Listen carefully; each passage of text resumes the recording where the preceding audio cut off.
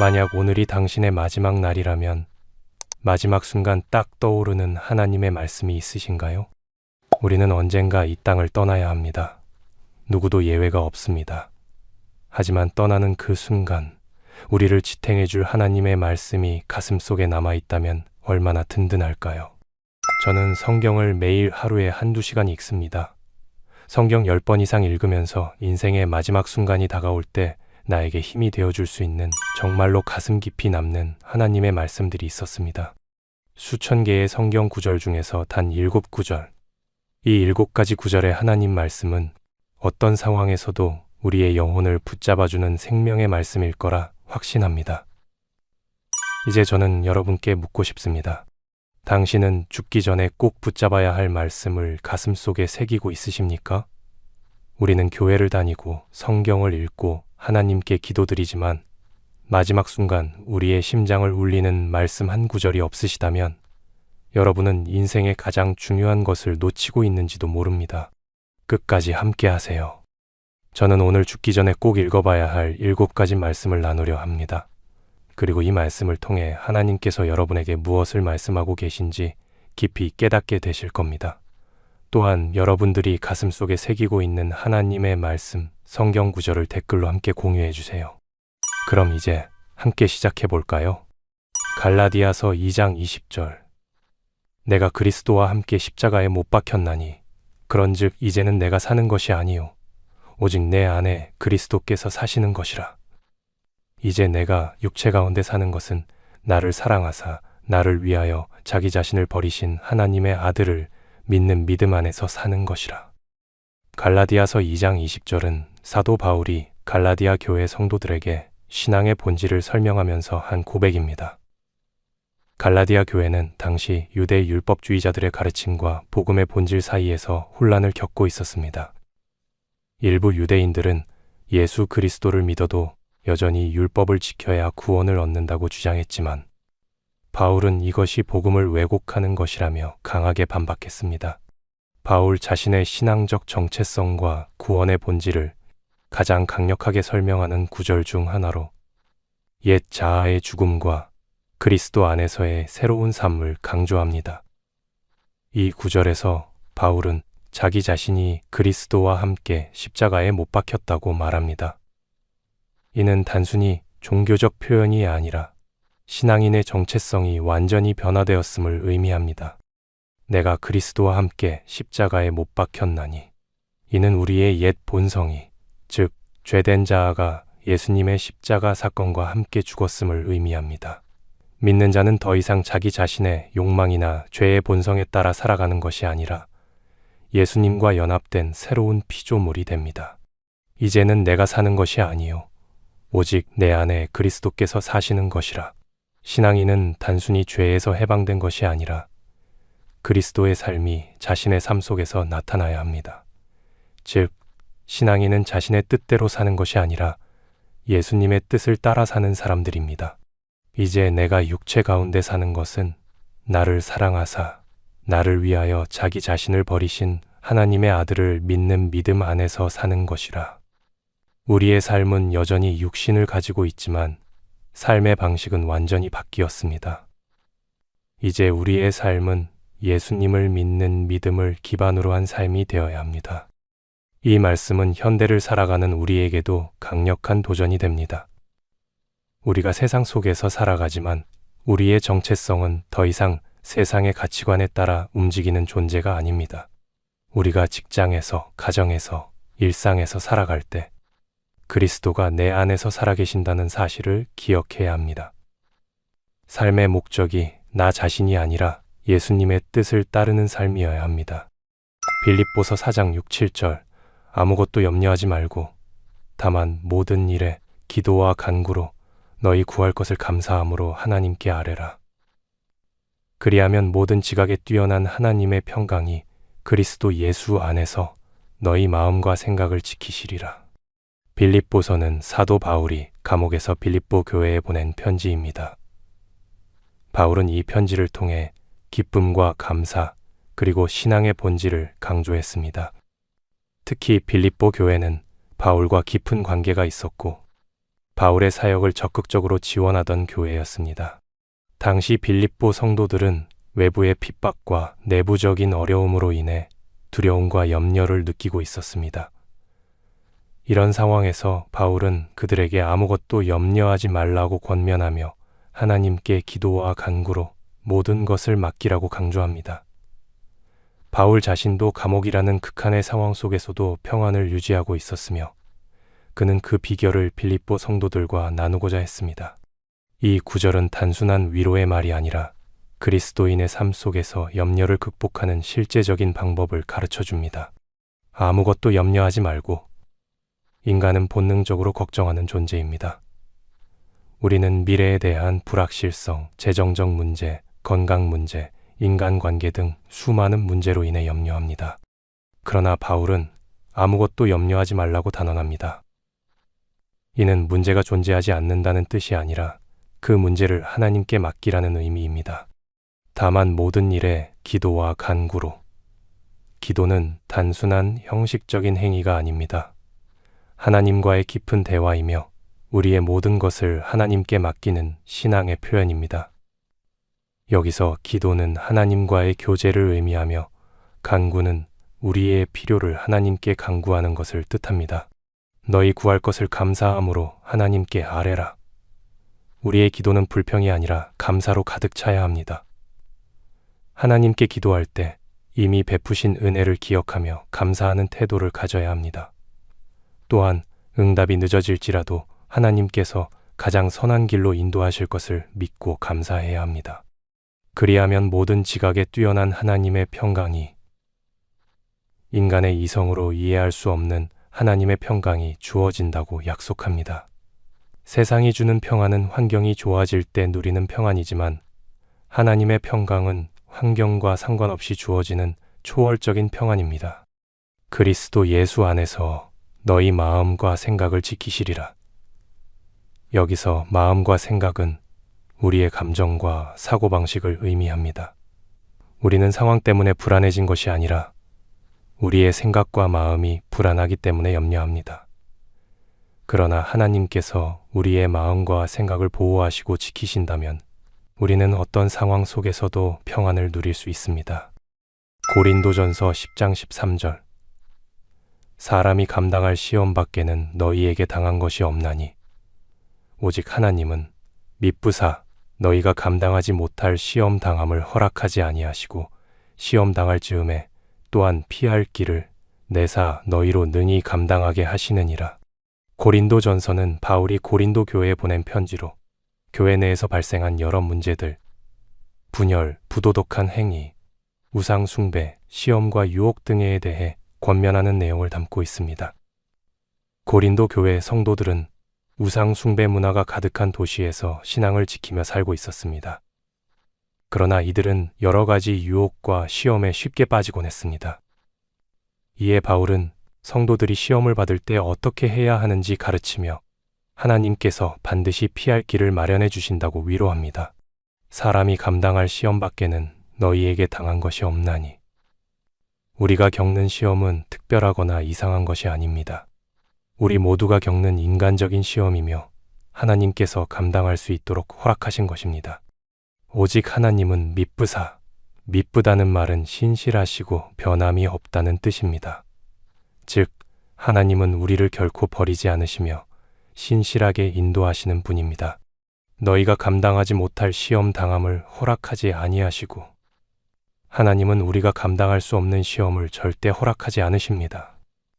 우리가 생각할 때는 너무 버거운 시험처럼 보일 수 있지만 하나님께서는 우리가 그것을 이겨낼 능력이 있음을 아시기에 허락하신 것입니다. 시험 당할 즈음에 또한 피할 길을 내사 하나님은 항상 피할 길을 마련해 두십니다. 죄의 유혹, 어려운 환경 속에서도 우리가 빠져나갈 수 있는 길을 주신다는 약속입니다. 문제는 우리가 그 길을 보지 못하거나 그 길을 선택하지 않는 경우가 많다는 것입니다. 너희로 능히 감당하게 하시느니라. 하나님은 우리에게 감당할 능력을 주십니다. 우리는 혼자 힘으로 시험을 이기는 것이 아니라 하나님의 능력으로 시험을 감당할 수 있습니다. 시편 46편 1절. 이 구절은 정말 몸과 마음이 지치고 힘들었을 때 저에게 가장 힘이 되었던 구절입니다. 하나님은 우리의 피난처시요 힘이시니 환난 중에 만날 큰 도움이시라. 시편 46편은 고라 자손이 기록한 시로 이스라엘 백성이 어려움을 겪을 때 하나님이 어떻게 보호자가 되시는지를 선포하는 시입니다. 이 시는 주로 전쟁이나 자연재해 같은 엄청난 위기 속에서 하나님이 어떻게 역사하시는지를 보여줍니다. 시편 46편 1절은 특별히 환난 중에 계신 하나님을 강조하는데, 이는 하나님의 임재와 보호가 우리가 가장 어려운 순간에도 결코 떠나지 않음을 보여줍니다. 하나님은 우리의 피난처시요 힘이시니, 피난처 마하세는 적들이 공격할 때 안전하게 숨을 수 있는 성체나 요새를 의미합니다. 다시 말해, 하나님은 우리가 절망하거나 두려울 때 도망가야 할 대상이 아니라 우리가 그 안에서 안전을 누릴 수 있는 분이십니다. 환난 중에 만날 큰 도움이시라. 하나님은 단순히 멀리 계신 분이 아니라 지금 이 순간에도 우리와 함께 하시는 분입니다. 우리가 고통과 어려움을 겪을 때 하나님은 결코 우리를 외면하지 않으십니다.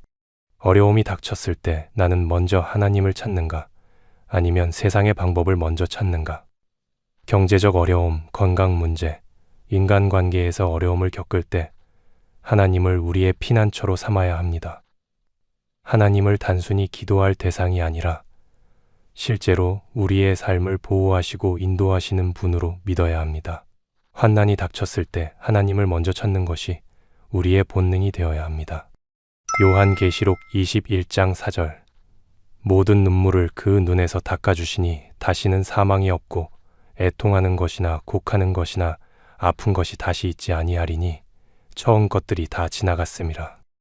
요한계시록 21장은 사도 요한이 본 새 하늘과 새 땅에 대한 환상을 기록한 부분입니다.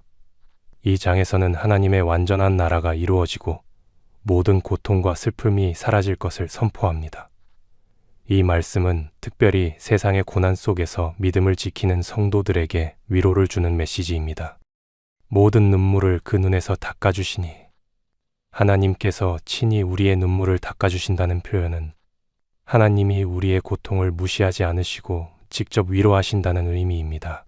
다시는 사망이 없고 애통하는 것이나 곡하는 것이나 아픈 것이 다시 있지 아니하리니, 이 땅에서 우리는 슬픔과 고통을 피할 수 없지만 하나님 나라에서는 더 이상 이러한 것이 존재하지 않습니다. 나는 이 땅의 고통을 바라보며 좌절하는가? 아니면 하나님의 약속을 믿고 소망을 두는가? 인생에서 겪는 모든 고통과 슬픔은 영원하지 않습니다. 하나님께서는 반드시 그 모든 것을 해결해 주실 것입니다. 이 땅의 고난에만 집중하지 말고 영원한 하나님의 나라를 바라보며 살아야 합니다. 하나님은 우리의 모든 눈물을 닦아주시는 분이십니다. 이사야 41장 10절, 두려워하지 말라, 내가 너와 함께함이라. 놀라지 말라, 나는 내 하나님이 됨이라. 내가 너를 굳세게 하리라. 참으로 너를 도와주리라. 참으로 나의 의로운 오른손으로 너를 붙들리라. 이사야 41장은 바벨론 포로 생활을 앞둔 이스라엘 백성들에게 주어진 하나님의 약속의 말씀입니다. 당시 유다는 강대국들의 위협 속에서 두려움과 불안을 느끼고 있었습니다. 이러한 상황 속에서 하나님은 이스라엘 백성에게 두려워하지 말라고 말씀을 하시며 그 이유로 자신이 함께 하시고 도와주실 것을 약속하십니다. 두려워하지 말라, 내가 너와 함께 함이라.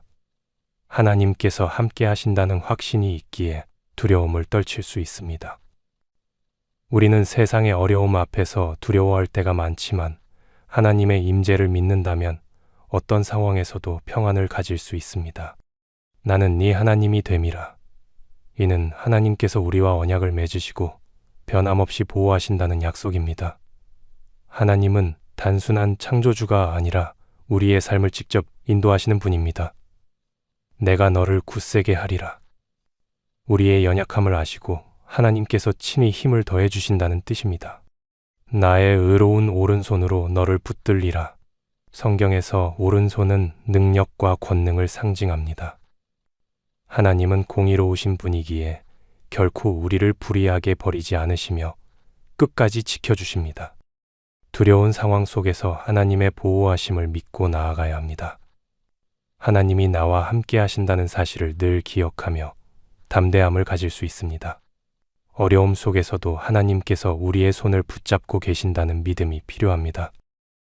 요한복음 14장 27절 평안을 너희에게 끼치노니 곧 나의 평안을 너희에게 주노라. 내가 너희에게 주는 것은 세상이 주는 것과 같지 아니하니라. 너희는 마음에 근심하지도 말고 두려워하지도 말라. 이 말씀은 예수님께서 십자가를 지시기 전에 제자들에게 주신 마지막 위로의 말씀 중 하나입니다. 예수님은 자신이 떠나신 후에도 성령님을 보내주실 것을 약속하시며 제자들에게 참된 평안을 주신다고 말씀하십니다. 나의 평안을 너희에게 주노라. 예수님께서 주시는 평안은 단순한 감정적인 안정이 아니라 하나님과의 올바른 관계에서 오는 영원한 평안입니다. 세상이 주는 것과 같지 아니하니라. 세상의 평안은 환경에 따라 흔들리지만 예수님이 주시는 평안은 환경을 초월하는 것입니다. 불안과 걱정이 많을 때 예수님이 주시는 평안을 누릴 수 있어야 합니다. 우리의 평안이 환경이 아니라 하나님께 있음을 기억해야 합니다. 마태복음 11장 28절 수고하고 무거운 짐 진 자들아 다 내게로 오라. 내가 너희를 쉬게 하리라. 나는 마음이 온유하고 겸손하니 나의 멍에를 메고 내게 배우라. 그리하면 너희 마음이 쉼을 얻으리니. 이 구절은 예수님께서 공생애를 보내시는 동안 유대인들에게 하신 초청의 말씀입니다. 당시 유대 사회는 율법의 무거운 짐을 지고 있었고 바리새인과 서기관들은 종교적 규칙과 전통을 강요하며 사람들을 더 힘들게 했습니다. 이스라엘 백성들은 영적 피로에 지쳐 있었고 진정한 안식을 찾지 못하고 있었습니다. 예수님은 이러한 사람들에게 참된 쉼을 주시겠다고 약속하셨습니다. 이는 단순한 육체적 휴식이 아니라 영혼의 안식과 구원의 기쁨을 의미합니다. 수고하고 무거운 짐 진 자들아 다 내게로 오라. 여기서 짐은 죄의 무게, 율법의 부담, 삶의 고난 등을 의미합니다. 예수님은 이러한 짐을 지고 힘겨워하는 모든 사람들을 초청하시며 자신의 품으로 나아오라고 말씀하십니다. 내가 너희를 쉬게 하리라. 인간이 노력으로 얻을 수 없는 영적 평안과 쉼을 예수님께서 주신다는 약속입니다. 예수님을 믿고 따를 때 세상의 짐에서 해방되어 진정한 안식을 누릴 수 있습니다. 나는 마음이 온유하고 겸손하네. 나의 멍에를 메고 내게 배우라. 예수님의 온유함과 겸손함은 세상의 권력과는 다른 방식으로 우리를 이끄십니다. 멍에는 보통 짐을 운반하기 위해 사용되지만 예수님의 멍에는 무겁지 않고 가볍습니다. 즉, 예수님의 가르침을 따르는 삶은 오히려 우리를 자유롭게 합니다. 그리하면 너희 마음이 쉼을 얻으리니. 세상의 방법이 아니라 예수님의 방법대로 살아갈 때 우리는 진정한 평안을 얻을 수 있습니다. 오늘 제가 성경을 읽으면서 항상 가슴속에 새기며 간직하는 성경 구절 7가지를 알려드렸습니다. 이 7개의 구절은 수천 개의 구절에서의 일부분이기에 당연히 여러분의 마음에 깊게 박히지 않을 수도 있습니다. 그러면 저에게도 알려주세요. 저는 아직도 성경을 읽으면서 배우고 있습니다. 댓글로 여러분이 가슴 속에 항상 새기며 가지고 계시는 하나님의 말씀, 성경 구절, 저에게도 알려주셔서 깊은 깨우침을 받을 수 있게 도와주세요. 자, 그럼 함께 기도하겠습니다. 사랑과 은혜가 충만하신 하나님 아버지, 오늘 우리에게 주신 말씀을 깊이 묵상하며 주님 앞에 나아갑니다. 우리의 마음을 열어주셔서 하나님의 뜻을 바르게 분별하고 주님이 기뻐하시는 삶을 살아가게 하옵소서. 하나님, 우리의 신앙이 연약할 때가 많고 세상의 유혹 앞에서 흔들릴 때도 있지만 주님의 말씀을 붙잡고 나아갈 수 있도록 도와주소서. 우리가 말씀을 우리 뜻대로 해석하지 않게 하시고 온전히 하나님의 뜻 안에서 살아가게 하옵소서. 우리의 삶이 어렵고 지칠 때에도 하나님의 뜻을 신뢰하며 주님께서 인도하시는 길을 따라가게 하옵소서.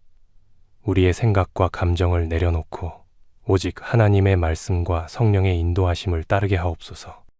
하나님, 우리에게 지혜를 주시고 분별력을 주셔서 하나님의 뜻을 온전히 깨닫게 하시며 그 뜻대로 순종하는 믿음을 허락하여 주옵소서. 우리의 삶이 하나님을 영화롭게 하며 세상의 빛과 소금이 되게 하옵소서. 오늘 이 자리에 함께한 모든 이들의 마음을 만져주시고 그들의 삶에 하나님의 은혜와 평안을 더하여 주옵소서. 하나님을 더욱 사랑하고 의지하는 믿음을 주셔서 끝까지 신실하게 주님을 따르게 하옵소서. 이 모든 말씀을 살아계신 예수 그리스도의 이름으로 기도드립니다. 아멘. 이 영상이 도움이 되셨다면 구독과 좋아요 부탁드립니다. 하나님의 말씀을 올바로 배우는 여정, 앞으로도 계속 동행하면 좋겠습니다.